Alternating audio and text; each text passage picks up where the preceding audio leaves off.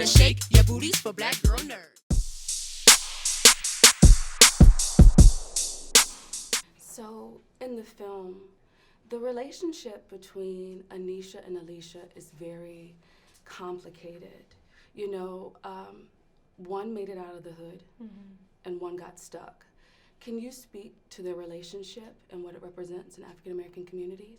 I think it represents the choice that Alicia had to make at a very young age because, you know, she ends up in juvie and she talks about that in the movie, that she had the choice because she knew that if she went back into the community that she would end up making the same kind of choices and probably end up with the life that Nafisa's character has. So which is why she makes the choice to go into the army and do 3 tours of Afghanistan and then come back into the police force, you know, and she wants to come back and make a difference in her community, which puts her at odds with the community that she grew up in because they see her as a traitor.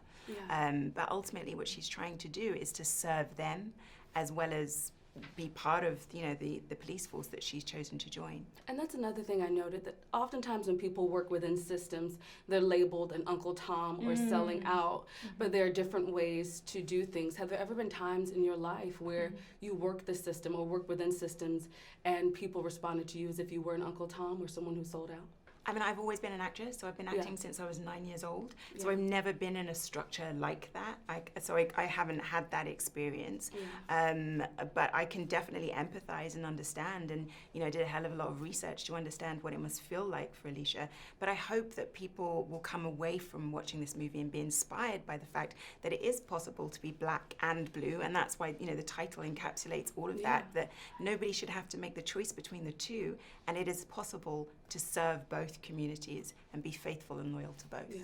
I love that intersection. I think oftentimes people think that, you know, doing something outside of the norm or doing something different, it's fearful for others. And there was a scene where she looked up and she said, "Murder is murder." And I think that, you know, in the context of what's happening in America right now, how did you personally identify with Alicia?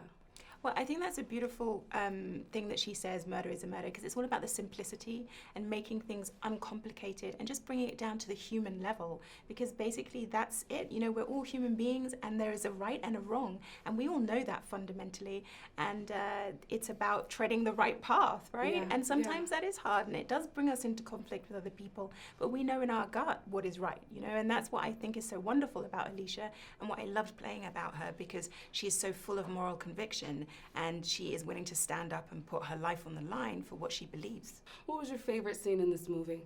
Ooh, oh my gosh, there are so many. I think, you know, I was really moved by the final scene in the movie, which actually, unfortunately, has kind of ended up in the title sequence.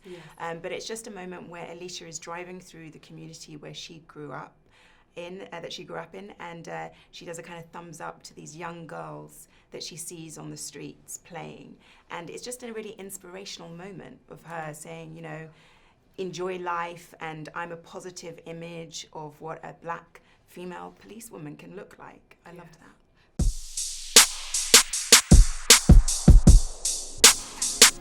Better shake your booties for black girl nerds. Better shake your booties for black girl nerds.